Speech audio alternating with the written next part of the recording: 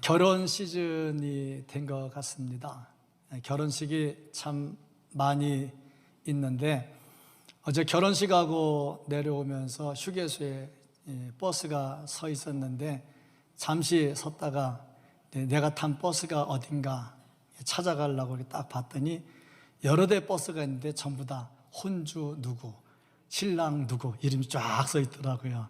야, 참 많다. 그런 생각을 했습니다. 요즘 결혼식이 또 많이 변형이 됐습니다.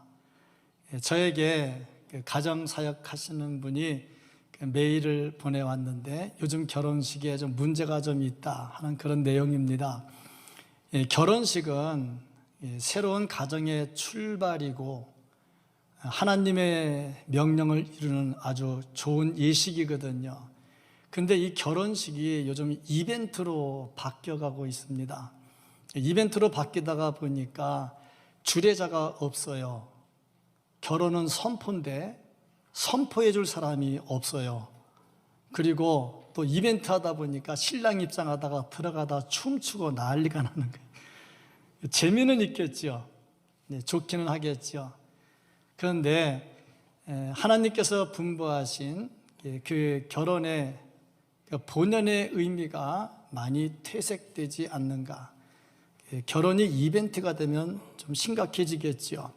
어쨌든 그 가정사역자가 보내온 내용이 그런 거라 목사님이니까 좀 잘 좀 지도해 주십시오 하는 뜻에서 보낸 것 같습니다. 결혼식을 하다 보니까 결혼식에 참 많이 참석을 합니다. 제가 33살 때부터 주례를 서기 시작을 했어요. 그러니까 지금 주례에 선 게 30년째입니다. 그리고 주례에 설 때 34살 때 52살까지 주례를 서봤어요.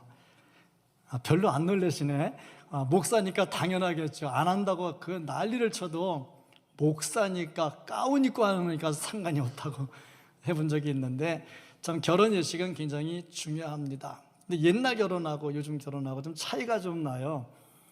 옛날 결혼식에 신부가 부케를 들고 들어가는데 부케 이렇게 쭉 늘어지는 거 있었어요. 이거 알아듣는 사람들은 나이가 좀 있는 사람들이고 옛날에 다 들고 들어간 사람이 쭉 늘어지는 거, 푸르스름한 거, 솜도 아닌 것이, 꽃도 아닌 것이, 지저분한 것도 아닌 것이, 그렇다고 깨끗하지도 않은 것이 쭉 늘어지는데 아스파라거스라고 하는 것입니다. 이 아스파라거스를 왜 들고 들어가나 부케마다 다 했는데 왜 그런가. 그리고 이제 알아봤더니 꽃말이 참 좋아요. 순결. 그러니까 신부가 그 부케에 아스파라거스를 들고 들어가는 것은 그동안에 고이 간직한 나의 순결을 오늘 당신께 드립니다. 뭐 이런 의미가 있다고. 이거 정설은 아니고 그냥 그런 말이 있다 이 말이죠. 그런데 요즘은 아스파라거스를 들고 들어가는 신부가 없어요. 제가 본 적이 없어요. 왜 그런가 물어봤더니 아스파라거스를 구하기가 쉽지가 않대. 잘 없는가 봐요. 그래서 아마 잘 안 한다 그러는데 아주 민감하게 그쪽에 예민한 사람은 이렇게 얘기해요. 아스파라거스를 들고 들어갈 자격 있는 사람이 별로 없다. 참 너무 지나친 말 같은데 한번 생각은 해볼 말이라 이거죠. 하나님께서 이렇게 결혼에 대한 것을 우리에게 분부하시고 또 결혼 생활하면서 아름다운 가정을 이루기를 말하면서 성결, 성숙, 정직 이런 것들을 우리에게 말씀을 하고 있습니다.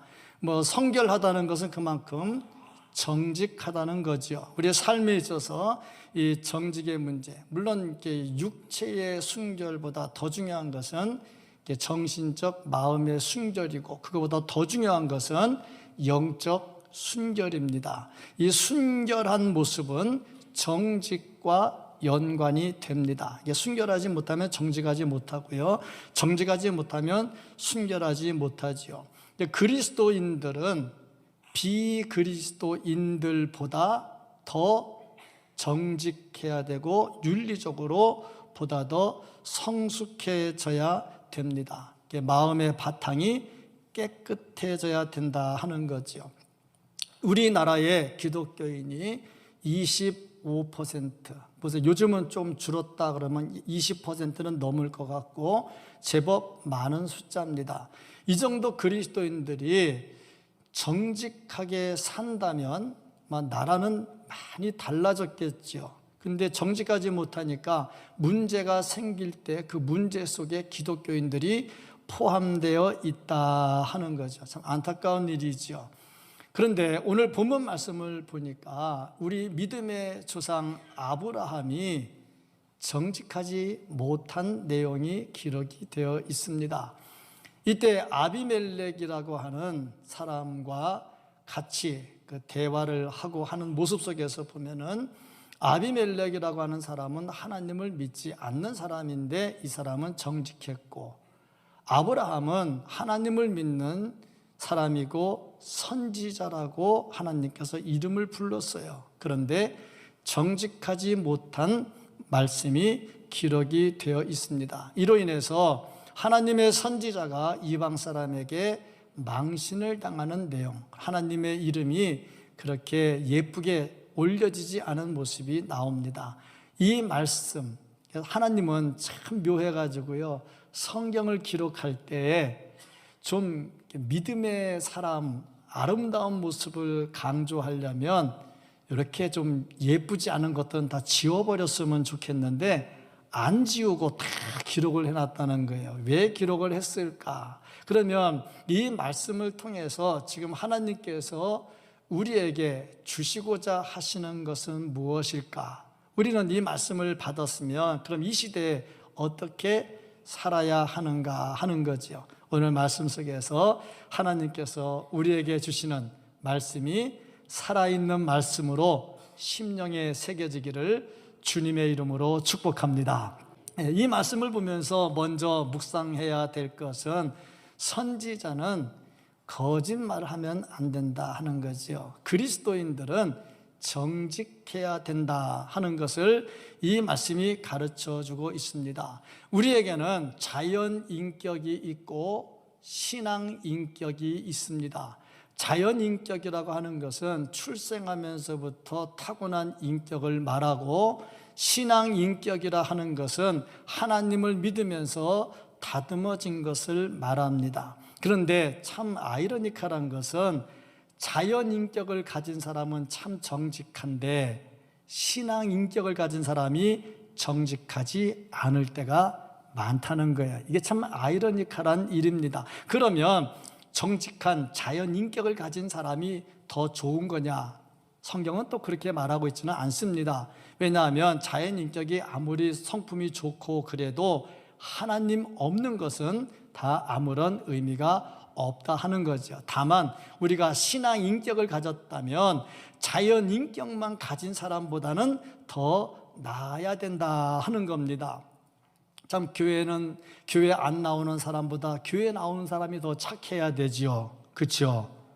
아멘이 잘 안 나오시는 이유는 안 착하기 때문에 아멘이 안 나오는 건지, 아니면 당연한 얘기를 물으니까 수준 낮아서 답을 안 하는 건지, 좌우지간 신앙 인격을 가진 사람이 자연 인격을 가진 사람보다 더 정직해야 되는 겁니다. 그런데 참 아이러니컬한 것은 신앙 인격을 가진 사람이 예수 안 믿는 사람보다 인격이 더 지저분한 사람들이 좀 있어요.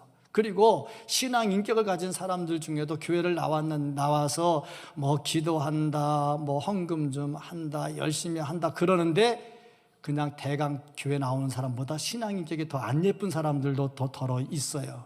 참 아이러니컬한 일이다. 근데 중요한 거는 자연 인격보다 신앙 인격이 더 아름다워야 되고, 신앙 인격도 시간이 지나면서 더 아름다워야 되고, 그래도 성경을 조금 더 아는 사람이, 그래도 기도 조금 더 하는 사람이, 그래도 교회 봉사 조금 더 하는 사람이 더 아름다워야 되지 않겠느냐.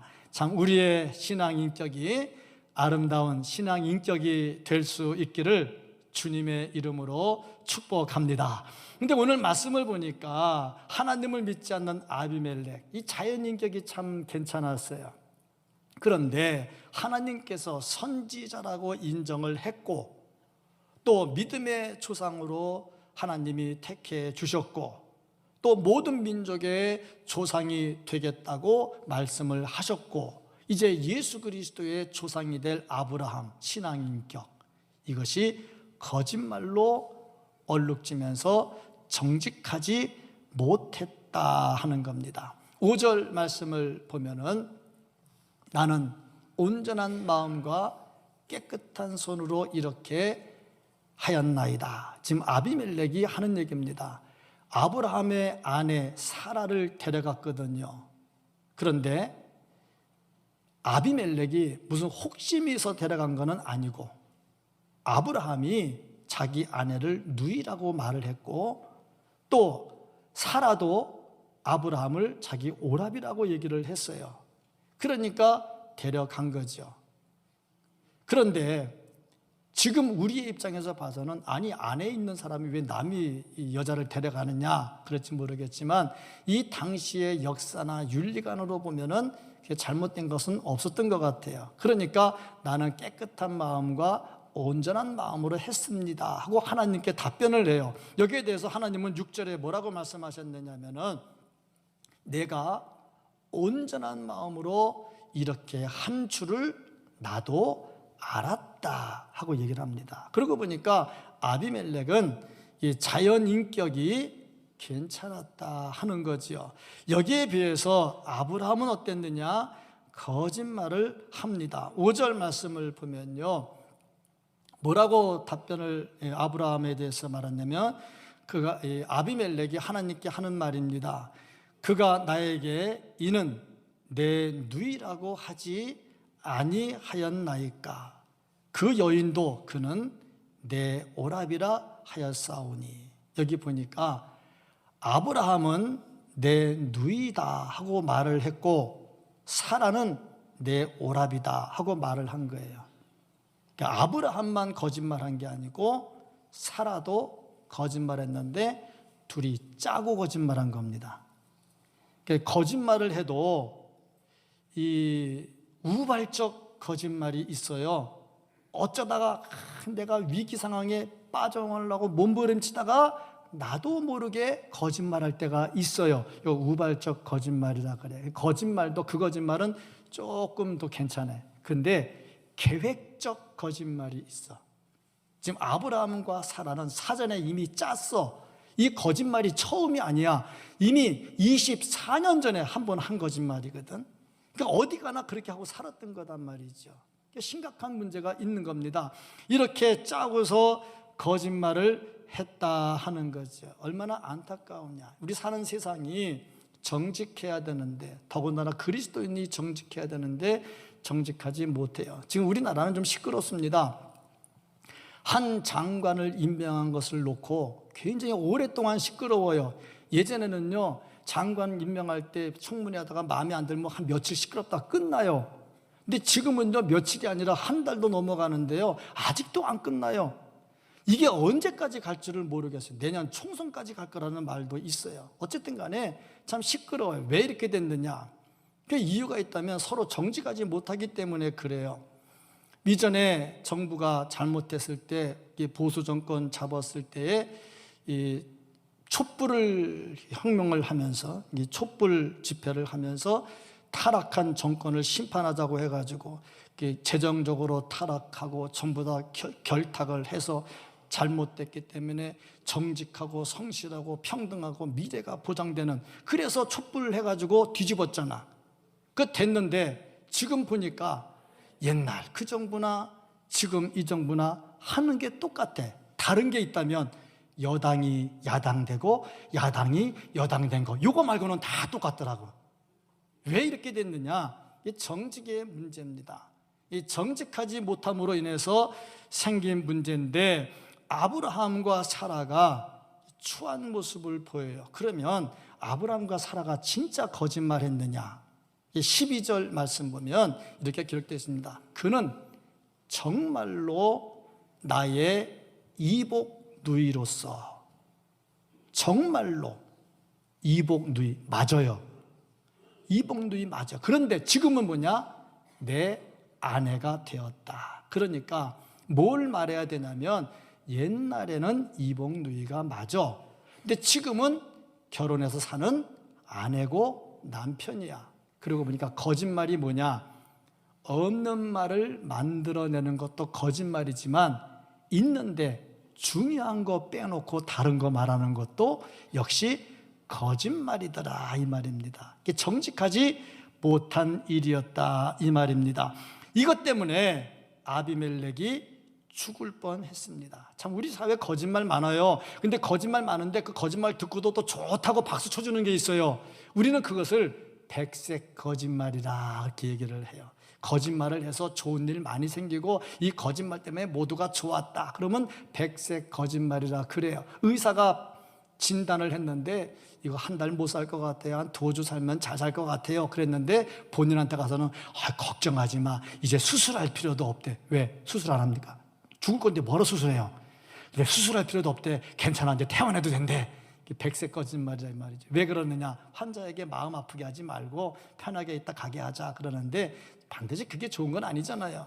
그 임종을 미리 예고해 주고 준비하게 하고 천국 갈 준비하게 하고 그게 더 좋은 걸 수도 있잖아요. 근데 어쨌든 간에 이 백색 거짓말이라고 하는 것 때문에 우리 사회에서 거짓이 떠나지를 않고 또 이런저런 이유 때문에 거짓말을 하는데 그래서 아브라함도 거짓말하면서 정직하지 못했어요. 이렇게 거짓말하는 이유가 뭐냐? 첫 번째 이유가 있다면 하나님의 언약에 대한 확신이 없는 거예요. 지금 이때 아브라함의 나이가 99세입니다. 그러면 다음해 내년에 애를 낳잖아, 이삭을. 그러면 99세에 애가 생겨야 100세 때 애 낳는 거 아닙니까?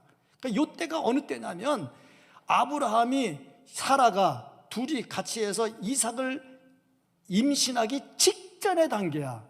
그러면 하나님의 말씀을 분명히 신뢰하고 있다면 내가 사라와 나 사이에 아이를 낳을 건데 아비멜렉이 뭐가 무섭겠어요?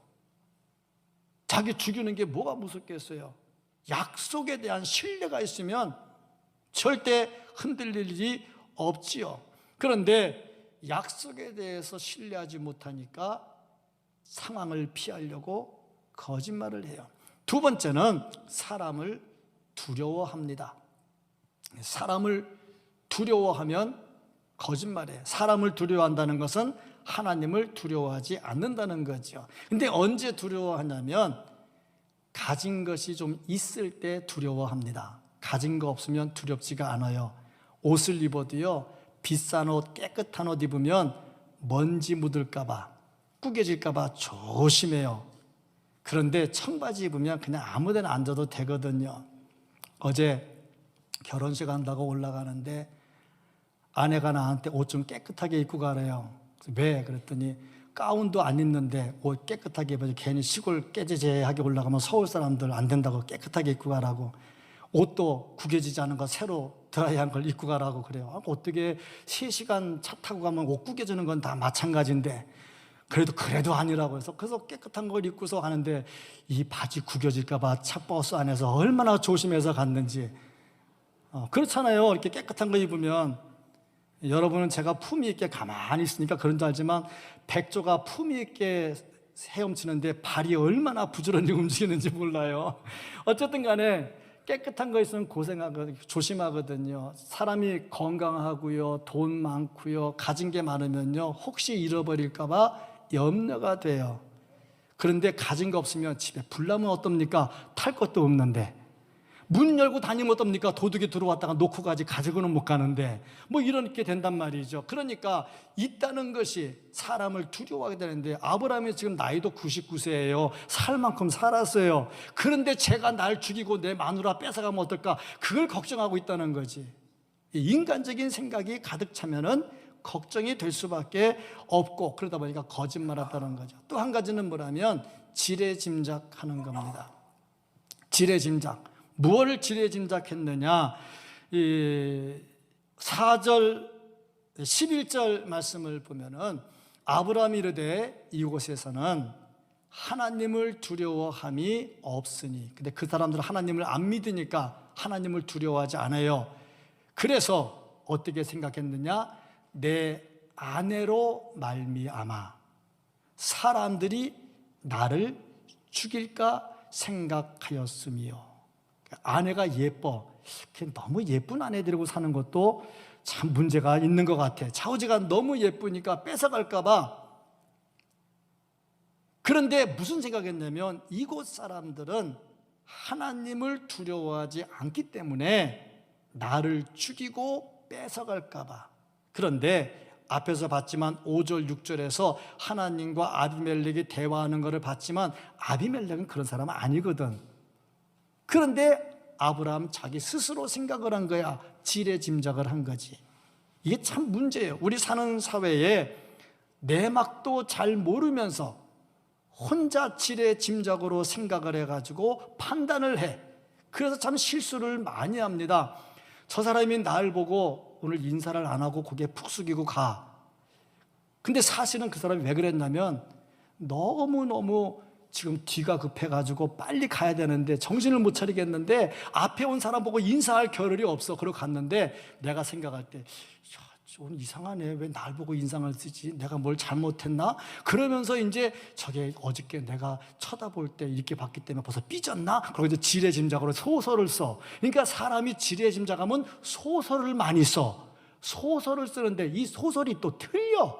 아브라함이 소설을 썼는데 이 소설이 틀렸어. 지레짐작한다는 거죠. 교회의 문제는 다 어디서 나오냐면요, 지레짐작에서 나와요.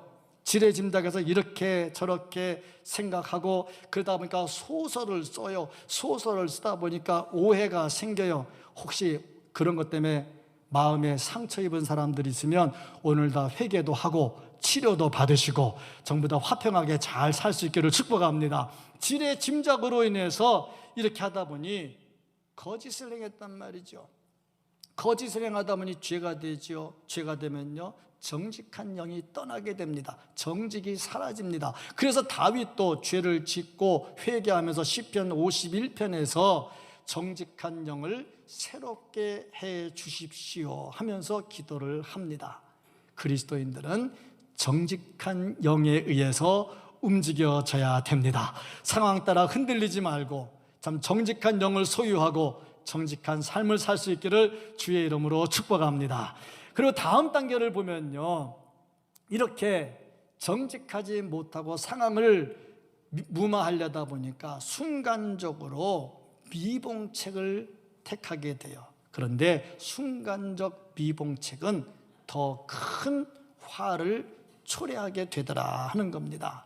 아브라함이 이래서 정직하지 못하게 거짓을 행했습니다. 이 또 아브라함이 처세술이다 그렇게 말하는 사람도 있어요. 처세술, 내가 이 상황을 모면하기 위해서 어떻게 할까? 아브라함의 처세술은 뭘로 나타났느냐? 거짓말로 나타났죠. 근데 거짓말할 때 늘 생각하는 것이, 야, 이거 몰래 속이고 지나가면 괜찮아, 잘 될 거야. 그런데 그렇지 않더라 하는 거죠. 오히려 이 거짓말 때문에 아비멜렉도 죽을 뻔했고 결국에 아브라함은 사라를 빼앗겼고, 사라 빼앗겼어요. 어쨌든 빼앗겼습니다. 그리고 하나님의 이름은 땅에 떨어지고 선지자라고 하는 아브라함은 망신을 당하게 됐습니다. 왜 이렇게 됐느냐? 죽는 게 무서운 거야. 아직 여기에 99살 된 분이 없기 때문에 제가 못 물어보겠는데, 아니 99년을 살았는데 죽는 게 무서워가지고 이렇게 거짓을 행해야 되겠냐 이 말이죠.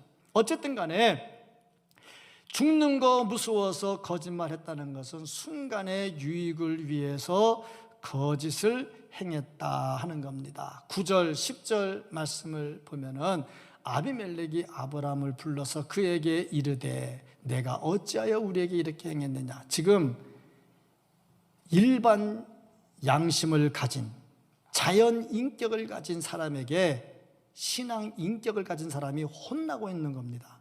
참 망신이죠. 더군다나 선지자입니다. 내가 어찌하여 이렇게 하느냐. 내가 무슨 죄를 내게 범하였기에 내가 나와 내 나라가 큰 죄에 빠질 뻔하게 하였느냐? 내가 합당치 아니한 일을 내게 행하였도다 하고, 아비멜렉이 또 아브라함에게 이르되 내가 무슨 뜻으로 이렇게 행하였느냐? 굉장히 꾸중을 합니다. 그러니까 결국에 미봉책으로 거짓을 행하면서 해결하려고 했더니 더 큰 문제가 생기더라 하는 겁니다. 그래서 우리 그리스도인들은 어떤 상황이 돼도 그것을 해결하려고 거짓을 행할 것이 아니라 하나님이 기뻐하는 자리에 서야 합니다. 그러면 어떻게 하면 우리가 이렇게 거짓을 행하지 않고 정직하게 살 수가 있을까? 첫째, 사소한 일도 조심해야 된다. 큰 거 조심하는 게 아니라 작은 것부터 조심해야 됩니다. 우리말에 3살 버릇 여든 간다 그랬지요. 한번 습관 들이면 잘 안 바꿔집니다. 잘 안 바꿔집니다. 진짜 안 바꿔집니다. 습관을 잘 들여야 돼요. 근데 또 우리말에 바늘도둑이 소도둑 된다 그랬어요. 3살 때 바늘도둑 시작하면요, 나중에 80 가면 소도둑 된다는 얘기죠. 점차적으로 이 거짓말이나 이런 것들이 더 커진다 하는 겁니다. 그러니까 어렸을 때부터 처음부터 작은 것부터 조심하는 훈련을 해야 된다. 뭐든지 죄는 큰 것부터 시작되지 않습니다. 작은 것부터 시작이 됩니다. 제가 기독교 강의를 하고 있는데, 요즘에 이제 강의하는 내용이 중세 시대의 로만 캐톨릭이 얼마나 부패했는가 하는 것을 강의를 해요. 그 강의 내용 중에 로만 캐톨릭의 부패하는 내용이 하나가 뭐냐면 재판권입니다. 재판을 하는데 횡포를 해요. 교회가 재판을 하면서요, 세상 법정까지 뒤흔들면서 횡포를 해요. 근데 이게 처음부터 생긴 게 아니야. 처음엔 어떻게 생겼느냐? 교인들 간에 좀 문제가 생겼어요. 사제를 찾아와가지고 우리 둘이 해결이 잘 안 되는데 해결 좀 해주시죠. 그러면 이렇게 들어보고 이렇게 하고 양보하고 가라. 예, 알았어요. 그렇게 해결하던 것이 조금 더 지나치면 싫어요. 그러면 사제가 안 돼, 이렇게 강압적으로 하다가 이게 점차적으로 조금씩 커지는 거야. 그래서 나중에 전체 모든 것을 다 재판권을 행사하면서 부조리가 생겨나요. 이걸 보면요, 처음부터 큰 거 시작 안 돼요. 작은 것부터 시작이 돼요. 그래서 어떻게 해야 되느냐?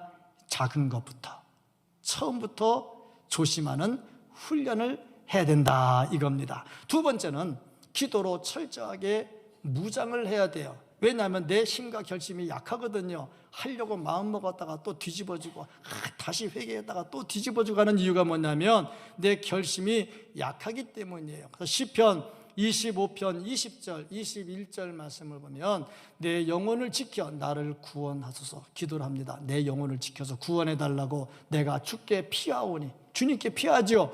수치를 당하지 않게 하소서. 내가 주를 바라오니 성실과 정직으로 나를 보호하소서. 성실과 정직으로 나를 보호해 주십시오.